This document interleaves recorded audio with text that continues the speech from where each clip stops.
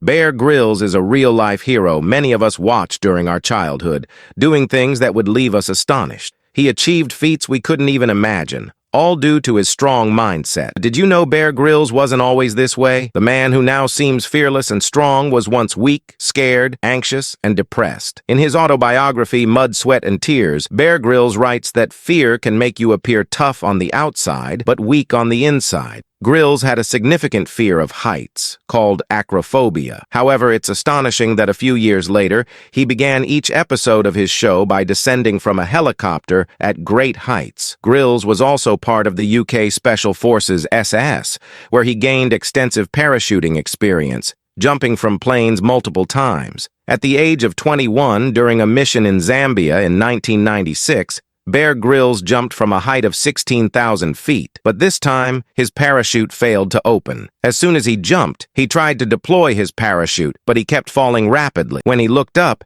he saw that the parachute hadn't fully opened. In a rush, he tried to pull the cords to open it fully, but in doing so, he collided with trees and fell to the ground, losing consciousness instantly. He landed on his back, experiencing excruciating pain. Despite falling from such a height, he remained conscious but unable to move, lying there crying loudly, hoping his companions would rescue him. The pain was so unbearable that he wished for death, but it didn't come. He lay there in agony until his companions quickly took him to a hospital in Africa. He recalls the doctor injecting him in his back, and slowly the pain began to subside. He thought he was recovering and tried to get up, but the doctor informed him he couldn't walk anymore. Hearing this, the young 21-year-old Bear Grylls felt like his world had ended. X-rays revealed that 3 vertebrae in his spine, T8, T10, and T12, were broken.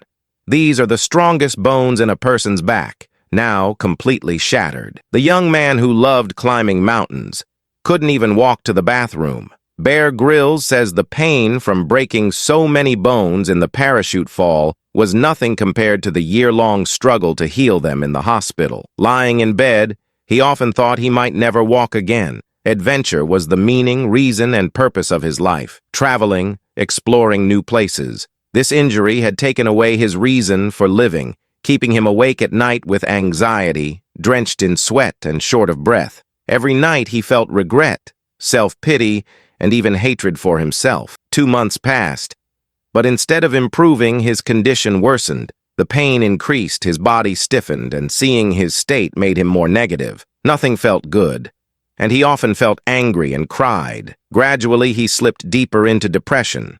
People who knew him thought Bear Grylls was very positive and mentally tough, that he would face this problem with courage and positivity. But that wasn't the case. At 21, he was very scared, unsure of how he would live his life or what he would do. His dreams seemed to be ending right before his eyes.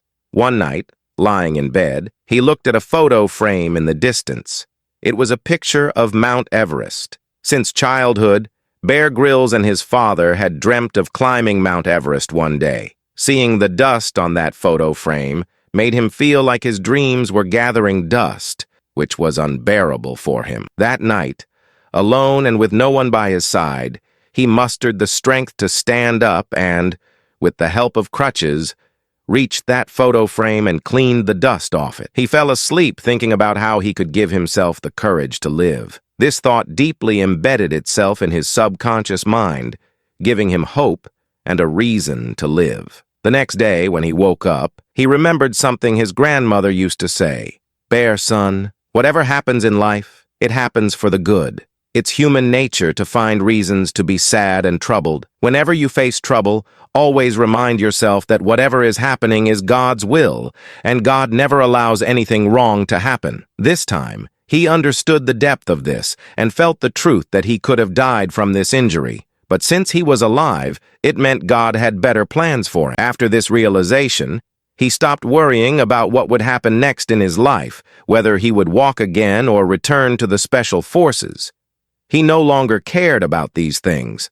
As his overthinking decreased, his mind found peace, his stress and negativity diminished. He first started repairing his mind before his body. As his mind grew stronger, his body began to heal on its own. His wounds started healing, and his bones mended faster. He remembered a saying from his closest friend, Ed Ames, who once told Bear Grylls that often, in God's hand, there is birth, death, and rebirth. And this injury was his rebirth. Now I am Lee, like a new baby, with no worries about my past or future, just grateful for my present, said Bear Grylls. Bear Grylls says that life often doesn't give us a second chance, but if it does, be very grateful.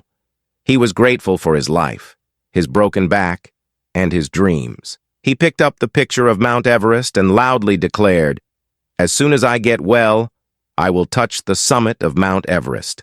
One thing that helped him most in overcoming depression was his goal. He had no reason to live until then, but in that state, unable to walk, he promised himself that he would climb Mount Everest. When he told people around him that he wanted to climb Mount Everest once he recovered, they ignored his words.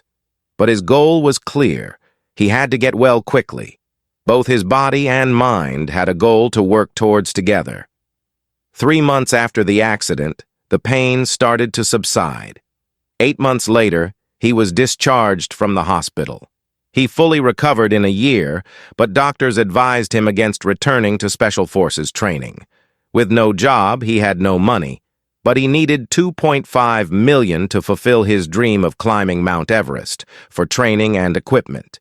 He wrote proposals to about 250 companies for sponsorship, facing rejection from all of them. Even after 250 rejections, he didn't give up. Knocking on many doors, facing constant disappointment, finally, the SAS Forces Help Organization helped realize his dream. 18 months after the parachuting accident on May 16, 1998, he realized his childhood dream. His journey to climb Mount Everest was a story in itself, not an easy one. 4 of his companions lost their lives, and he had 2 near-death experiences. But somehow, at the age of 23, he became the youngest Briton to reach the summit of Mount Everest. After this, his story became very famous, and people started inviting him to seminars as a speaker. Many documentaries were made on him, and finally he got an opportunity from Discovery, which gave him worldwide fame, and he became known through Man vs. Wild. Maybe you are one of those who know him through this show. If you like this video, please like and subscribe to the channel to help it grow, and turn on the bell notification so you don't miss upcoming videos. Thank you for watching.